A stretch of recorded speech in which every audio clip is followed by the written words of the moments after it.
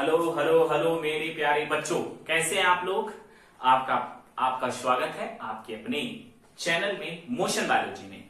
और चलिए आज हम फिर से एक नए टॉपिक के साथ प्रेजेंट हुए हैं और आपके कॉन्सेप्ट को फिर से बूस्ट अप करते हैं और आसानी से कुछ सीख लेते हैं, है ना। पिछली क्लास में आप लोगों ने देखा, क्या देखा, पिछली क्लास में हम oogenesis पढ़ाए थे जो कि स्पर्मेटोजेनेसिस से बिल्कुल डिफरेंट था कि नहीं था। और उसमें थोड़ी बहुत कंफ्यूजन रही होगी, बट आपने अगर सेकंड टाइम वीडियो देखा होगा तो आपको आसानी से सब कुछ क्लियर हो गया होगा। उसमें होता यूं है कि इन द फीमेल के केस में बर्थ से पहले ही oogoनियम जो है बन जाती है और उसके बाद बर्थ लेने के बाद जो प्राइमरी oocyte जो होता है वो लगातार जो है मियोसिस करना चाहता है और प्यूबर्टी तक जन्म से पहले वो लगभग मिलियंस में रहते हैं, लेकिन प्यूबर्टी तक वो कुछ 60 से 80 हजार तक बच पाते हैं। बाकी हर मिनिस्ट्रुअल साइकिल जैसे ही यानी एक आर्तव चक्र जब चालू होता है तो आर्तव चक्र में जो प्राइमरी oocyte रहता है बच्चों, वो प्राइमरी oocyte अपना मियोसिस फर्स्ट कंप्लीट करके सेकेंडरी oocyte में कन्वर्ट हो जाता है। देन जो ओवरी से वो ओव्यूलेट होकर, मतलब ओवरी से वो निकलकर कहां पर चला जाता है, फैलोपियन नलिका में चला जाता है। तो इस प्रोसेस को हम ओव्यूलेशन बोलते हैं। मतलब ओवरी से सेकेंडरी oocyte का निकलकर फैलोपियन नलिका में पहुंच जाना क्या कहलाता है, ओव्यूलेशन कहलाता है। ठीक है, अंडोत्सर्ग इसको हिंदी में कहते हैं। ठीक, तो ये प्रोसेस हम पिछली क्लास में पढ़ चुके थे। आज की क्लास में हम देखेंगे कि और क्या क्या डिफरेंट चेंजेस होते हैं उस दौरान oogenesis के प्रोसेस में, वो प्राइमरी oocyte किस प्रकार से सेफली बचा होता है। क्योंकि हम पिछली क्लास में आपको पता है, हम बताया भी थे कि वही प्राइमरी oocyte जो है, जो बचपन में ही बन गया है, वो इन फीमेल में जो होता है वो 45 से 50 साल तक भी रहता है। तो ये कैसे संभव हो पाता है, क्या हो पाता है, इसमें हम एक एक पॉइंट को फिर से एक बार क्लियर करने आ गए हैं। और आपकी बुक में कुछ इस तरीके से फॉलिकल्स के बारे में बताया भी गया बच्चों। तो आपको थोड़ा सा मेरे साथ बने रहना है और अगले 20, 25, 30 मिनट में ही आपके सारे कॉन्सेप्ट क्लियर हो जाएंगे। यहां पर देखिए ये कुछ फिगर ड्रॉ किया गया है। ये फिगर थोड़ा रफली है, थोड़ा सा अजीब लग रहा होगा आपको, बट ये फिगर आपको समझना बड़ा जरूरी है बच्चों। ध्यान से देखिए, अगर आपको पता होगा कि जन्म से पहले, मतलब जब फीटस एक छोटी सी बच्ची जो है, उसमें जो प्रिमोर्डियल जर्म सेल होती है, मतलब प्राथमिक जन्म कोशिका, ये लगातार कौन सा डिवीजन करती है, माइटोसिस करती है। याद होगा, समसूत्री विभाजन करती है। जब ये माइटोसिस करती है तो किसका निर्माण करती है, oogoनियम का। अब ये oogoनियम लगभग 2 मिलियन बन पाते हैं जब एक छोटी सी बच्ची बर्थ लेती है, मतलब जन्म के समय उनमें 2 मिलियन oogoनियम रहते हैं। अब ये oogoनियम को सुरक्षा देना है, क्या देना है, सुरक्षा देना है। तो उस समय उस oogoनियम के चारों तरफ धीरे धीरे पूटक, यानी कि जिसको हम फॉलिकल इंग्लिश में कहते हैं, वो इनकी मतलब जो प्राइमरी पूटक का निर्माण होने लगता है, मतलब प्राथमिक पूटक का निर्माण होने लगता है, जिसको प्राइमरी फॉलिकल कहते हैं। मतलब इस oogoनियम को सुरक्षित करना है। क्यों करना है, क्योंकि यही oogoनियम बच्चों माइटोसिस करके, कौन सा डिवीजन, माइटोसिस, यहां पर यानी इसको बनने में क्या, कौन सा डिवीजन हुआ था, माइटोसिस हुआ। क्लियर है। और oogoनियम प्राइमरी oocyte में कन्वर्ट होगा, तो ये आप यहां पर देख सकते हैं प्राइमरी oocyte लिखा है, तो यहां पर जब ये कन्वर्ट होगा तब भी यहां पर कौन सा डिवीजन हो रहा है, माइटोसिस ही हो रहा है। क्लियर है। तो माइटोसिस यहां पर भी हो रहा है और यहां पर हो रहा है। अगर आप पिछले टॉपिक को रिलेट कर पा रहे हैं तो आपको सब कुछ एक एक पॉइंट आपको समझ में आ रहा होगा बच्चों। ठीक है। तो ये जो oogoनियम है, इसकी सुरक्षा करनी है, सेफ्टी करनी, तब भी इतनी सुरक्षा के बावजूद भी आपको पता है 2 मिलियन से प्यूबर्टी तक केवल 60 से 80 हजार ही बच पाते हैं। तो यहां पर फोकस करिएगा आप लोग, oogoनियम जो है माइटोसिस डिवीजन करके किसका निर्माण कर रहा होता है, प्राइमरी oocyte का, यानी प्राथमिक अंडजन कोशिका का निर्माण करता है। कौन सा डिवीजन करके, समसूत्री विभाजन करके। अब उसके बाद ये जो पहले ये जो पूटक बन रहा था, अब इस प्राथमिक oocyte के चारों तरफ कौन सा क्या होता है, प्राथमिक फॉलिकल, यानी कि प्राइमरी, इंग्लिश में उसको प्राइमरी फॉलिकल कहते हैं और हिंदी में उसको प्राथमिक पूटक कहते हैं बच्चों। प्राथमिक पूटक का निर्माण हो जाता है किसके चारों तरफ, प्राथमिक oocyte के चारों तरफ। क्यों होता है, ताकि ये प्राइमरी oocyte की सुरक्षा की जा सके, ये बच सके। और ये तो हम बार बार बता रहे हैं आपको कि प्यूबर्टी तक, यानी कि एक लड़की की जो एज है वो 12 से 13 साल होती है, तो उसमें ये जो प्राथमिक oocyte है, प्राथमिक oocyte है उसकी संख्या कितनी रहती है? 60 से 80,000। तो प्राथमिक oocyte के चारों तरफ बच्चों ये प्राइमरी फॉलिकल, यानी कि यहाँ पर प्राइमरी लिखा है, प्राइमरी फॉलिकल यानी कि प्राथमिक पुटक का निर्माण हो जाता है, ताकि इस प्राइमरी जो oocyte है उसकी सुरक्षा की जा सके। अब फिर उसके बाद जब ये धीरे धीरे ग्रो करता है, ध्यान से फोकस करिएगा, धीरे धीरे ग्रो करता है, तो उस दौरान यही यहां पर देखिए, ये जो बीच में यहां पर आपको दिखाया जा रहा है, यही क्या है? ये प्राइमरी oocyte है। आपको पता है ना कि मियोसिस फर्स्ट के प्रोफेज फर्स्ट में अरेस्ट कर लिया जाता है, क्योंकि ये प्राथमिक oocyte चाहता है कि वो क्या कर सके? वो डिवीजन कर सके। कौन सा डिवीजन? मियोसिस कर सके। लेकिन मियोसिस नहीं हो पाता, उसको रोक लिया जाता है बच्चों। कहां पर रोका जाता है? उसको रोक लिया जाता है मियोसिस फर्स्ट के प्रोफेज फर्स्ट में लेप्टोटीन अवस्था में रोक लिया जाता है ना। मियोसिस फर्स्ट में 5 अवस्थाएं होती हैं, आपको बताया गया होगा जब आप 11वीं की क्लास में पढ़े थे। तो यहां पर लेप्टोटीन अवस्था में, यानी मियोसिस फर्स्ट के प्रोफेज फर्स्ट में लेप्टोटीन में रोका जाता है बच्चों। तो लेप्टोटीन में जब वो रुक जाता है, अब उसकी सुरक्षा और करनी है, क्योंकि हो सकता है वो जो प्राइमरी oocyte है वो 45 वर्ष तक रहे जीवित, या फिर 50 वर्ष तक रहे जीवित। ऐसी स्थिति में उसके चारों तरफ फिर से दूसरा लेयर यानी दूसरा पुटक का निर्माण होने लगता है। दूसरा पुटक यानी कि उसकी सुरक्षा और बढ़ा दी जाती है, ताकि वो प्राइमरी oocyte जो है वो सेफ रहे, सुरक्षित रहे, बचा रहे, है ना, मरे ना। इसलिए जो है ये प्राइमरी फॉलिकल, यहाँ प्राइमरी फॉलिकल था मतलब एक ही लेयर था, लेकिन उसके बाद यहाँ पर देखिए 2 लेयर हो गया है। तो 2 लेयर हो गया बच्चों। तो इसके चारों तरफ जो है एक किसका हाँ, सेकेंडरी फॉलिकल का, यानी कि द्वितीयक पुटक का निर्माण होने लगता है। द्वितीयक पुटक का निर्माण क्यों होता है बताइए? ताकि ये जो प्राथमिक oocyte है उसको सुरक्षित किया जा सके। अब जब ये पुटक, दूसरा पुटक बन रहा होता है, यानी कि सेकेंडरी फॉलिकल जब इसके चारों तरफ बन रहा होता है, यानी ऐसा दूसरा लेयर जब बन रहा होता है, तो उस समय प्राइमरी फॉलिकल की कुछ कोशिकाएं मरने लगती है। देखिए यहाँ पर खाली स्थान है ना, खाली स्थान। तो ये क्या होने लगती है? मरने लगती है। तो यहां से खाली स्थान जो है मतलब खाली होने लगता है, और यहां पर कुछ द्रव्य भरे रहते हैं, ठीक है, ताकि इसकी मतलब इसकी सुरक्षा की जा सके। और उसके साथ ही बच्चों इसके चारों तरफ एक पतला सा लेयर यहां पर फोकस करिएगा, आप लोग को समझ में आ रहा है, पतला सा लेयर हो जाता है जिसको थीका कहते हैं। क्या कहते हैं बच्चों? थीका कहते हैं। अब सर सारा इंग्लिश में लिखे हैं? हाँ बच्चों, पूरा इंग्लिश में लिखे हैं। आप बुक ओपन एनसीईआरटी करिए, उसमें इंग्लिश और हिंदी दोनों लिखा है, और हम इंग्लिश और हिंदी दोनों इसलिए बता दे रहे हैं ताकि आपको कंफ्यूजन न रहे, ठीक है, आपको कंफ्यूजन न रहे, इसलिए हम क्लियर कर देना चाहते हैं। फिर से फोकस कर लीजिए। प्राइमरी फॉलिकल बनने के बाद उसके चारों तरफ सेकेंडरी फॉलिकल बनने लगते हैं, लेकिन उस सेकेंडरी फॉलिकल जब बनता है तो प्राइमरी फॉलिकल धीरे धीरे डीजनरेट होने लगता है, और उसके बाद जब सेकेंडरी फॉलिकल बन जाता है तो उसके चारों तरफ जो है थीका का लेयर, एक पतला सा लेयर, एक झिल्लीनुमा लेयर, एक कवरिंग हो जाती है, देखिए, और सुरक्षित करने के लिए इसको, ठीक। अब उसके बाद अभी भी ये प्राइमरी oocyte था, अभी भी प्राइमरी oocyte है। क्यों? क्योंकि मियोसिस फर्स्ट के प्रोफेज फर्स्ट में इसको रोक लिया गया है। अब उसके बाद अब फिर से और सुरक्षा की जाती है ना, मतलब 2 मिलियन थे, 60 से 80,000 बच पाते हैं, बाकी सारे मर जाते हैं। तो बच्चों इसकी और सुरक्षा बढ़ाई जाती है, क्योंकि क्यों ऐसा होता है? क्योंकि वो उनको ज्यादा समय तक जीवित रहना है। तो यहां पर टर्सरी फॉलिकल मतलब कि अब देखिए, एक फॉलिकल मतलब पहला लेयर था, फिर यहां पर दूसरा लेयर, अब यहां पर तीसरा लेयर हो गया, 1 2 3 लेयर हो गया है। और उसके बाद धीरे धीरे ये खाली जगह और बढ़ रही है, मतलब ये जो प्राइमरी फॉलिकल का धीरे धीरे डीजनरेट ज्यादा हो रहा है, और एक कहीं एक छोटे से पॉइंट से क्या होता है, वो जुड़ा होता है। यानी कि ये प्राथमिक oocyte जो था, ये एक छोटे से पॉइंट से क्या होता है, जुड़ा रहता है बच्चों। उसके बाद ये खाली वाला स्थान जो दिखाई दे रहा है, जब एक खाली स्थान हो जाता है तो इस खाली स्थान को क्या कहते हैं बच्चों? एंट्रम कहते हैं। क्या कहते हैं?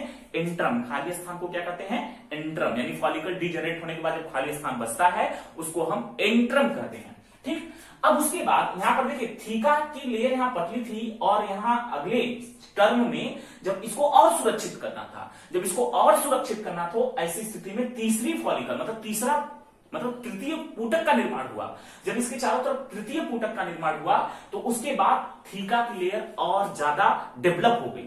थीका की लेयर जो है और ज्यादा डेवलप हुई। जब थीका की लेयर और ज्यादा डेवलप हुई तो बाहर की तरफ जो लेयर थी उसको थीका एक्सटर्ना कहते हैं।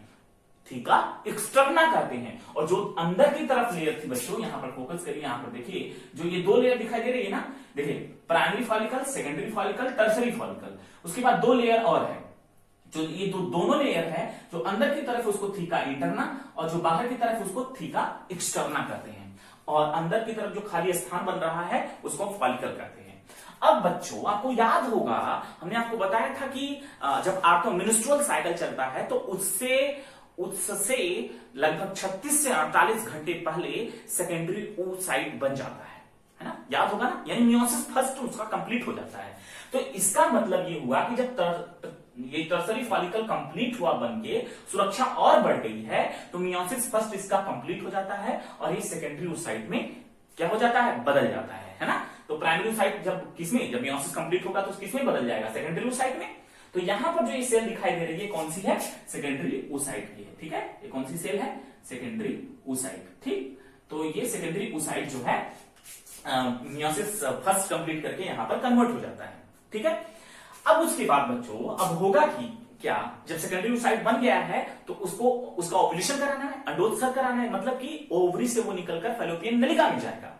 तो ऐसी स्थिति में कुछ समय बाद ये जो है धीरे धीरे धीरे धीरे और डिजनरेट हो जाता है, यानी एंड्रम और बड़ा हो जाता है ना। और ये जो टर्सरी फॉलिकल था ये परिपक्व हो जाता है, मैच्योर हो जाता है। जब ये परिपक्व होता है तो उसको ग्राफियन फॉलिकल कहते हैं बच्चों। क्या कहते हैं उसको, ग्राफियन फॉलिकल कहते हैं। मतलब प्राइमरी फॉलिकल बना, फिर सेकेंडरी फॉलिकल बना, फिर टर्सरी, और टर्सरी जब मैच्योर हो गया, परिपक्व हो गया, तो क्या बन गया, ग्राफियन फॉलिकल बन गया।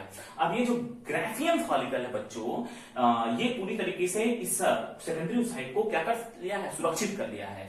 अब ये देखिए थोड़े से पॉइंट से लगा है, केवल थोड़े से पॉइंट से। ये कौन है, सेकेंडरी oocyte है। कौन है, सेकेंडरी oocyte से। अब ये सेकेंडरी oocyte से बच्चों, और इसके चारों तरफ एक और लेयर, यानी इसकी सुरक्षा बढ़ाई जा रही है। क्यों बढ़ाई जा रही है, इसकी सुरक्षा इसलिए बढ़ाई जा रही है ताकि ये अब ये कहां जाने वाला है, फैलोपियन ट्यूब में जाने वाला है ना। फैलोपियन ट्यूब में जाएगा तो इसकी सुरक्षा और बढ़ाएगी, मतलब कि इसके चारों तरफ एक मोटा सा लेयर चढ़ने लगता है। देखिए यहां पर मोटा सा लेयर चढ़ने लगता है, और इस लेयर का नाम ज़ोना पेल्यूसिडा है। क्या नाम है, ज़ोना पेल्यूसिडा, ठीक है। मतलब फोकस करिए आप लोग, हमने क्या बताया आपको कि सेकेंडरी oocyte जब यहां पर बन चुका होता है तो अब उसको जाना होता है कहां पर, फैलोपियन ट्यूब में जाना होता है। जब उसको फैलोपियन ट्यूब में जाना होता है बच्चों, तो उस दौरान जो टर्सरी फॉलिकल यहां पर बना था, फॉलिकल यानी फोर्थ वाला फॉलिकल नहीं बनेगा। अब वही टर्सरी फॉलिकल मैच्योर होकर क्या बना लेगा, ग्राफियन फॉलिकल उसको कहेंगे। अब जैसे ही ग्राफियन फॉलिकल बच्चों बन जाता है, उसके बाद सेकेंडरी oocyte अब निकल कर कहां जाना है, फैलोपियन ट्यूब में जाना है। इसको निकलना है बाहर, इसको क्या करना है, बाहर निकलना है। तो ये रहा, हमने इसको लो बाहर भी निकाल दिए, है ना। तो ये जो इसको बाहर निकालना है, अब ये बाहर निकालना है तो ये फॉलिकल जो सुरक्षा कर रहे थे अब तो नहीं रहने वाले हैं जब ये बाहर निकलेगा, है ना। ये सेकेंडरी oocyte के रूप में बाहर निकलेगा, इतना तो पता है, सेकेंडरी oocyte के रूप में बाहर निकलेगा। तो इसकी सुरक्षा तो करनी है, यहां पर तो फॉलिकल सुरक्षा कर रहे थे, तो उसलिए इसकी सुरक्षा के लिए यहां पर कौन सा, ज़ोना पेल्यूसिडा का एक लेयर इसके चारों तरफ कवर हो जाता है, जिससे सेकेंडरी oocyte की सुरक्षा बनी रहे। और ये सेकेंडरी oocyte अब कहां चला जाता है, फैलोपियन ट्यूब में चला जाता है बच्चों, ठीक है। इतना तो क्लियर हो गया आपको, फैलोपियन नलिका में चला जाता है। अब फैलोपियन नलिका में क्या होगा, स्पर्म आएगा, इसको फर्टिलाइज करेगा, जिसका इसका क्या होगा, मियोसिस सेकेंड। क्योंकि ये जो सेकेंडरी oocyte है, अभी ये इसका मियोसिस सेकेंड नहीं हुआ है, मेटाफेज में ये रुका है। अब उसको स्पर्म का वेट करना है। अब स्पर्म जब इसको मिलेगा तो उसमें क्या होगा, उसका सेकेंडरी मियोसिस होगा, ठीक है। तो ये समझ में आ गया होगा कि कल की क्लास से लिंक किया हुआ है, लेकिन उसकी आज की क्लास में हम उसकी सुरक्षा की बात कर रहे हैं और क्या क्या होता है। तो यहां पर आप देख सकते हैं फॉलिकल बनता है, फॉलिकल उसकी सुरक्षा कर रहा है, फिर सेकेंडरी फॉलिकल बनता है, फिर उसके बाद प्राइमरी फॉलिकल धीरे धीरे खत्म होने लगता है, फिर टर्सरी फॉलिकल बनता है। टर्सरी फॉलिकल क्या होता है, उसमें प्राइमरी फॉलिकल की संख्या बहुत ज्यादा डिजनरेट हो जाती है, जिसको खाली वाले भाग को हम एंट्रम कहते हैं। और उसके बाद थीका का लेयर जो होता है वो दो भागों में डिवाइड हो जाता है, थीका इंटरना, थीका एक्सटर्ना। उसके बाद ये मैच्योर होता है तो ग्रेफियन फॉलिकल बनाता है। और उसके बाद अब ये जो एग है, जो सेकेंडरी oocyte है, बाहर निकलने वाला है, तो इसके चारों तरफ एक सुरक्षा और लग जाती है जिसको हम जोना पेलुसिडा कहते हैं, जिससे वो सुरक्षित रहे। तो वो फैलोपियन नलिका में पहुंच जाता है। जब फैलोपियन नलिका में बच्चों पहुंच जाता है तो वो किसका वेट कर रहा होता है? स्पर्म का। स्पर्म का वेट करता है इसलिए क्योंकि उसका सेकेंडरी मतलब मियोसिस सेकेंड जो अभी हुआ नहीं है। क्यों नहीं हुआ? क्योंकि मेटाफेज में उसको अरेस्ट कर दिया गया। और क्यों नहीं हुआ, इसका आंसर आप हमको कमेंट बॉक्स में बताएंगे आपको, ठीक है? आप हमको इसका आंसर कमेंट बॉक्स में बताएंगे कि सेकेंडरी oocyte का मियोसिस सेकेंड क्यों नहीं होता है ना? तो चलिए अब हम आगे बच्चों अगली हेडिंग की तरफ मूव ऑन करते हैं। और आज की हेडिंग आई थिंक बहुत आसान थी, आपको समझ में आ गई होगी। और बुक अब पढ़िए, आपको अब सब कुछ जो है एकदम एक एक पॉइंट जो होगा बच्चों वो क्लियर हो जाएगा।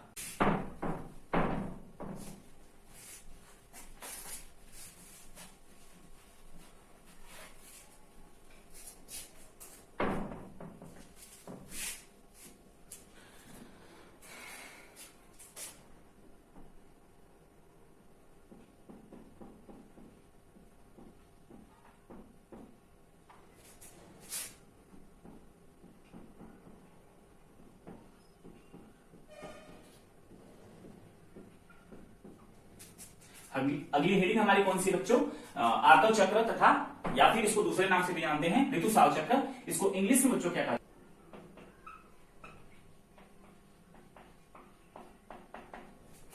इसको इंग्लिश में बच्चों मेंस्ट्रुअल साइकिल के नाम से जानते हैं, ठीक है? तो इतना तो आपको क्लियर हो गया कि आर्तव चक्र को ही ऋतुस्राव चक्र कहते हैं और इंग्लिश में इसको क्या कहा जाता है? मेंस्ट्रुअल साइकिल कहा जाता है। तो बच्चों आर्तव चक्र होता क्या है या फिर मेंस्ट्रुअल साइकिल होता क्या है? इन द फीमेल में जब वो प्यूबरिटी में पहुंचते हैं, जैसे पिछली क्लास में हम बताए थे आपको, जब वो प्यूबरिटी में पहुंचते हैं तो उनमें जो है ये चक्र प्रारंभ हो जाता है। मतलब कि एक फीमेल की एज अगर 12 से 13 साल होती है तो उनमें ऋतुस्राव चक्र यानी मेंस्ट्रुअल साइकिल चलना स्टार्ट होता है। ये साइकिल ऐसा होता है कि यानी कि आपको याद होगा पिछली अभी हमने डिस्कस किया था, जब ये सेकेंडरी oocyte जो है फैलोपियन नलिका में कैप्चर किया जाता है और जब वो फर्टिलाइजेशन मतलब वो जो फर्टिलाइज नहीं होता है तो उस दौरान वो एग जो है मर जाता है। मतलब कि अगर आपको याद होगा तो पिछली क्लास में कुछ इस प्रकार से हम एक फिगर ड्रॉ किए थे।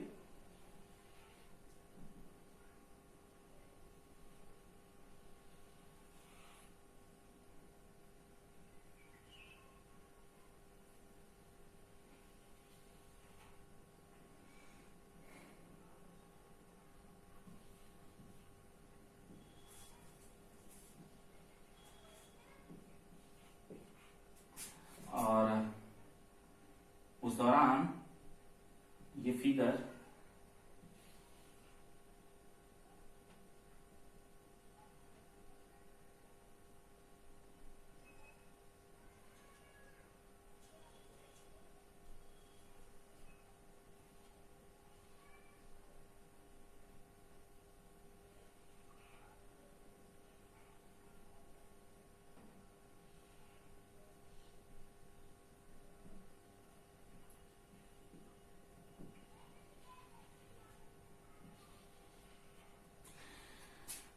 तो ये रफली एक फिगर ड्रॉ कर दिए हम।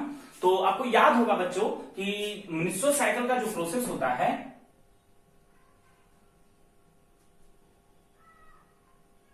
इस फिगर को थोड़ा सा और सही बना देते हैं, ठीक है? तो ये पिछली क्लास में यानी जब हम फीमेल जेनिटल पार्ट्स पढ़ा रहे थे तो उस दौरान इस फिगर को बनाए थे और इस फिगर को अच्छे ढंग से आप लोग बनाए होंगे और अपने कॉपी में नोट किए होंगे। बिल्कुल ये फिगर बहुत इंपॉर्टेंट है और एग्जाम में कई बार पूछा गया है, हर साल पूछा जाता है, कह सकते हैं यहाँ पर। तो यहाँ पर बच्चों फोकस करिएगा, हमने आपको बताया था कि इसमें 3 दीवारें होती हैं। बाहर की तरफ जो होती है पेरीमेट्रियम होती है, अंदर की तरफ कौन सी दीवार होती है? ये मोटी वाली दीवार मायोमेट्रियम,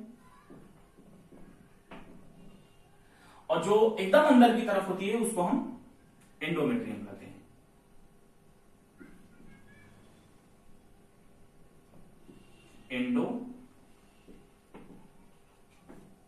एंडोमेट्रियम कहते हैं बच्चों। अब होता क्या है, अब यहां पर आपको बता दें हम, तो अब एग जो है यहां से ओवरी से एग निकलकर यहां पर जाता है। मतलब एग नहीं निकला है, यहां पर कौन निकला है? सेकेंडरी oocyte निकला है। सेकेंडरी oocyte जैसे ही फैलोपियन नलिका में जाता है, स्पर्म का वेट कर रहा होता है। अगर स्पर्म नहीं मिलता है, फोकस करिए जो हम बता रहे हैं, अगर इसको स्पर्म नहीं मिला तो उस दौरान ये धीरे धीरे आ जाएगा, कहां पर आ जाएगा, यूट्रस वाले भाग में, मतलब गर्भाशय में आ जाएगा। जब इसको स्पर्म नहीं मिला तो ये लगभग इन द फीमेल में अलग अलग होता है, लगभग ये मान सकते हैं 28 से 29 दिन के बाद उनमें मेंस्ट्रुअल साइकिल स्टार्ट हो जाती है। तो होता यूं है बच्चों कि ये अगर ये मतलब ये जीवित नहीं, मतलब ये मर जाता है, अगर इसको स्पर्म नहीं मिला तो ये मर जाएगा। तो ऐसी स्थिति में जो एंडोमेट्रियम की बाल है, वहां पर ही क्लियर किए थे, अगर आपने उस लेक्चर को देखा होगा कि इसमें ब्लड वेसल्स होती हैं, पतली पतली नलिकाएं होती हैं, और ये एंडोमेट्रियम की बाल हर मंथ बनती है, हर महीने बनती है। ठीक है, प्रत्येक महीने इसको बनना है। क्यों? क्योंकि हर महीने इसको तैयार होना है, हार्मोनल चेंजेस होते हैं जिससे ये जो है पूरी तरीके से स्टेबल नहीं हो पाती है, और इसलिए हार्मोनल चेंजेस होते हैं इसलिए स्टेबल नहीं हो पाती है। तो इसलिए हर महीने बच्चों इसमें होता क्या है कि ये जो एंडोमेट्रियम की बाल है वो हर महीने बनती है। क्यों? क्योंकि अगर इन द केस ये जो सेकेंडरी oocyte है अगर फर्टिलाइज हो जाता है तो ऐसी स्थिति में ये एंडोमेट्रियम की बाल जो है न्यू बनी रहती है, जिससे बेबी जो होता है, उनका बच्चा जो होता है, भ्रूण होता है, वो यहां से आकर चिपक सके। तो अगर ये डिजनरेट हो जाता, मर जाता है ये सेकेंडरी oocyte, तो ऐसी स्थिति में ये दीवार कट के, मतलब ये टूट के निकलने लगती है। जैसे ही ये टूटती है लिक्विड के फॉर्म में, तो ब्लड वेसल्स मतलब यहां से टूट जाती हैं। जब ब्लड वेसल्स टूटती हैं बच्चों, तो उस दौरान ब्लड जो है इस सेकेंडरी oocyte के साथ रिलीज हो जाता है। ठीक है, इसी को हम बोलते हैं ऋतुस्राव चक्र। ठीक है, ऋतुस्राव चक्र। ठीक है, क्या कहते हैं इसको? ऋतुस्राव चक्र कहते हैं। मतलब क्या होता है इसमें जो अंतः अस्तर दीवार होती है वो सेकेंडरी oocyte के साथ जो है हर महीने क्या होता है वो बदलती रहती है, या उनके मतलब फीमेल की बॉडी से वो रिलीज होती रहती है। इसी को हम क्या बोलते हैं? हम ऋतुस्राव चक्र कहते हैं, जिसको माहवारी भी कहा जाता है। माहवारी हिंदी में भी कहा जाता है इसको। ठीक है, मेंस्ट्रुअल साइकिल माहवारी भी के नाम से भी जानते हैं, और हर महीने चलता है। तो एक महीने, फिर से फोकस करके हमने क्या बताया कि एक महीने से दूसरे महीने में जो उनके इस एंडोमेट्रियम में जो बदलाव होता है, जो चेंजेस होते हैं, चेंजेस मतलब एक बार ये टूटता है फिर नया बनता है, तो ये बदलाव हो रहा है कि नहीं हो रहा है? तो एक आर्तव चक्र, मतलब एक आर्तव चक्र से कह सकते हैं यहां पर कि एक मेंस्ट्रुअल साइकिल से दूसरे मेंस्ट्रुअल साइकिल के बीच में जो यहां पर बदलाव होता है उसी को क्या कहते हैं? आर्तव चक्र कहते हैं। ठीक है, ऋतुस्राव चक्र के नाम से भी इसको जानते हैं, दोनों सेम ही है। ऋतुस्राव होना मतलब क्या होता है? ऋतुस्राव का होना मतलब क्या होता है बच्चों? ऋतुस्राव का होना मतलब कि इन एंडोमेट्रियम की बाल एक सेकेंडरी oocyte के साथ रिलीज हो जाए, है ना, इसको हम ऋतुस्राव कहते हैं। और एक महीने का ऋतुस्राव मतलब इस महीने हुआ ऋतुस्राव, अगले महीने होगा ऋतुस्राव, तो इनके बीच में जो यहां पर चेंजेस हो रहे हैं, जो बदलाव हो रहे हैं, इसे हम क्या बोलते हैं? आर्तव चक्र या ऋतुस्राव चक्र कहते हैं। ठीक है, यानी हर महीने चल रहा है तो चक्र चल रहा है, चल रहा है कि नहीं चल रहा है? तो अब यहां पर दो ओवरी है बच्चों, एक पॉइंट और क्लियर करें, दो ओवरी है, एक महीने में एक इधर से निकलता है तो दूसरे महीने में इधर से निकलता है। तो अलग अलग ओवरी से अलग अलग मंथ में एक रिलीज होता है बच्चों। ठीक है, ये भी पॉइंट आप क्लियर कर लीजिए, कोई कंफ्यूजन न है माइंड में। अगर ये सेकेंडरी oocyte अगर ये फर्टिलाइज हो गया, मतलब ओवम बन के अगर स्पर्म पहुंचा और उसको फर्टिलाइज कर दिया, तो उस दौरान ये आर्तव चक्र जो चलता है, मतलब जो मेंस्ट्रुअल साइकिल हर महीने चल रही है, हर 26, 27, 28, 29 दिन में, तो वो क्या होती है? बंद हो जाती है। वो एक लोगों का सिंबल है, ये लोग मानते हैं कि सिंबल है किसका? मतलब एक महिला जो है वो गर्भवती हो गई है, ऐसा लोग मानते हैं कि अगर ये फर्टिलाइज हो जाता है, स्पर्म यहां पर पहुंच गया और ये फर्टिलाइज हो जाएगा, तो ऐसी स्थिति में जो ऋतुस्राव है वो नहीं होगा। तो ये एक प्रकार से ऐसा माना जाता है कि ये किसका लक्षण हो गया है? ये महिला का गर्भवती होना हो गया है। ठीक है बच्चों, तो इतना पॉइंट क्लियर हो गया होगा। तो ऐसा नहीं है कि अगर मेंस्ट्रुअल साइकिल क्लोज हो जाए या ऋतुस्राव चक्र क्लोज हो जाए तो ऐसी स्थिति में ये मान लिया जाए कि वो गर्भवती हो गई है। इन द केस कभी कभी होता है मेडिसिन ज्यादा यूज करने की वजह से, स्ट्रेस की वजह से, ठीक है, मेंस्ट्रुअल साइकिल डिस्टर्ब हो जाती है, 35 दिन 45 दिन, है ना, हो सकता है कभी कभी 1.5 महीने भी लेट हो जाती है। तो ऐसी स्थिति में ये नहीं 100% श्योरिटी से कहना है कि वो महिला गर्भवती ही हुई है, लेकिन अगर स्पर्म गया है, उसको फर्टिलाइज किया है, तब अगर ऋतुस्राव चक्र बंद हो गया है तो 100% है वो महिला क्या हो चुकी है, गर्भवती हो चुकी है। ठीक है, तो ये मेंस्ट्रुअल साइकिल यानी आर्तो चक्र जो है हमेशा डिस्टर्ब भी हो रहा होता है। ये कब कब डिस्टर्ब होता है, जब स्ट्रेस में हो जाए महिला, या फिर बहुत ज्यादा मेडिसिन यूज करने लगे, है ना, तो ऐसी स्थिति में जो है, या फिर वीकनेस हो जाए बॉडी में, शरीर में कमजोरी पड़ जाए, तो ऐसी स्थिति में उनके शरीर में ये मेंस्ट्रुअल साइकिल डिस्टर्ब हो जाती है। जो 28, 29, 30 दिन में होना था वो 35 दिन में, 40 दिन में, 45 दिन में, कभी कभी 1.5 महीने भी चल जाती है। और ऐसी स्थिति अगर होती है तो उस महिला को क्या करना चाहिए, उसको डॉक्टर से कंसल्ट करना चाहिए, उस डॉक्टर से पूछना चाहिए, मेडिसिन के थ्रू इसको प्रॉपर कर लेना चाहिए, नहीं तो आगे चल के बहुत ज्यादा प्रॉब्लम हो जाती है बच्चों। ठीक है, अब जब पहली बार 12 से 13 साल की उम्र में जब पहली बार ये ऋतुस्राव होता है, मतलब पहला ओवम जब रिलीज होता है, तो इसको बच्चों क्या कहते हैं, इसको हम मीनारके कहते हैं। क्या कहते हैं, मीनारके, जिसको क्या कहा जाता है, रजो दर्शन हिंदी में कहा जाता है। यानी फर्स्ट टाइम जब ये ओवम रिलीज होता है और सेकेंडरी साइट और ये एंडोमेट्रियम के बाल डीजनरेट करके रिलीज होती है बाय ब्लड, तो उसको रजो दर्शन कहते हैं। कब ये स्टार्ट होता है, 12 से 13 साल में। जब 45 से 50 साल में ये मतलब बंद हो जाता है, यानी सेकेंडरी साइट का निकलना बंद हो जाता है, यानी ऋतुस्राव चक्र जब उनमें बंद हो जाता है तो उसको रजो निवृत्त कहते हैं। क्या कहते हैं इसको बच्चों, रजो निवृत्त कहते हैं। ठीक है, यानी मीनोपॉज इंग्लिश में कहा जाता है, इसको इंग्लिश में मीनारके कहा जाता है। तो आपको समझ में आ गया होगा ऋतुस्राव चक्र क्या होता है, ऋतुस्राव चक्र में क्या होता है, या आर्तो चक्र क्या होता है। यानी हर महीने जो फीमेल के जेनिटल पार्ट्स यानी कि जो यहाँ एंडोमेट्रियम की वाल होती है उसमें बदलाव होता है, उसी को आर्तो चक्र कहते हैं। और हर महीने जो होता है अलग अलग ओवरी से एक एक oocyte निकलता है और वो फर्टिलाइज नहीं होता, तो ऐसी स्थिति में एंडोमेट्रियम के बाल के साथ जब ये रिलीज होता है शरीर से बाहर, तो इसी को हम क्या कहते हैं, इसी को बच्चों कहा जाता है क्या, ऋतुस्राव, है ना, जिसको माहवारी भी कहा जाता है। ठीक, समझ में आ गया होगा आप लोगों को। अभी भी आप ये मत समझिए कि टॉपिक कंप्लीट हो चुका है, अभी इसमें बहुत सारे हार्मोन काम करते हैं जो नेक्स्ट क्लास में पढ़ाएंगे आपको, आपकी बुक में फिगर है। और अगली क्लास में, जो आज की क्लास में थोड़ी बहुत क्यूरियोसिटी होगी ना, नेक्स्ट क्लास में सब कुछ क्लियर हो जाएगा, सब कुछ। तो अगली क्लास के लिए बैठे रहिए, और बहुत इंपॉर्टेंट अगली क्लास है और आपको कंफ्यूज करेगा कई जगह, क्योंकि हार्मोन का खेल चलने वाला है ना।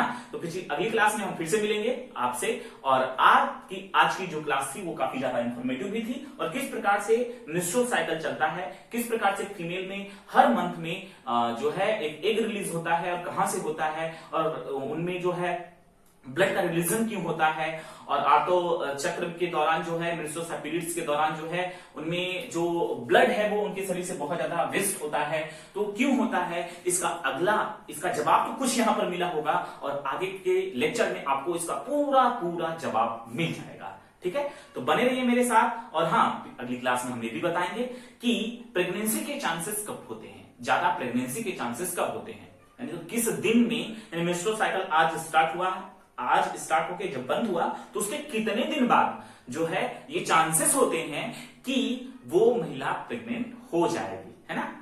जब उसको स्पर्म मिलेगा तो वो महिला प्रेग्नेंट हो जाएगी। तो ऐसा कब होता है हम बताएंगे नेक्स्ट वाली क्लास में, तो आप नेक्स्ट क्लास का वेट करिए।